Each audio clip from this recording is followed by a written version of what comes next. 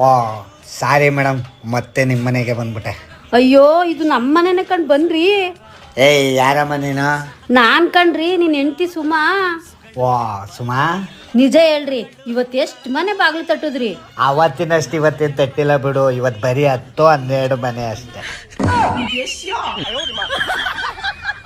ಏನ್ರಿ ಇದು ನಿಮ್ ಕೂದಲ ದಾಡಿ ಅರ್ಧಕ್ಕರ್ಧ ಬೆಳಗೈವಲ್ರಿ?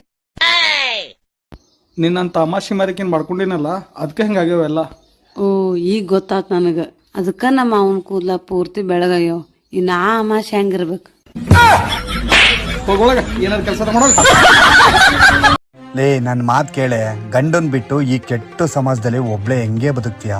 ನಾನು ಒಂಟಿಯಾಗಿ ಬದುಕೋದು ನನಗೆ ಗೊತ್ತು, ಆದ್ರೆ ನಾನು ನಿಮ್ ಜೊತೆ ಮಾತ್ರ ನಾನಿರಲ್ಲ. ಲೇ ಇದೇ ತರ ಜಗಳ ಆಡ್ಕೊಂಡು ನನ್ನ ಮೊದಲ ಹೆಂಡ್ತಿ ನಾನು ಬಿಟ್ಟೋಟೋದ್ಲು. ನೆನಪಗೋಸ್ಕರ ಇದನ್ನ ಇಟ್ಕೊಂಡ್ಬಿಟ್ಟು ಬಳೆ ಕೊಟ್ಬಿಟ್ಟೋದ್ಲು.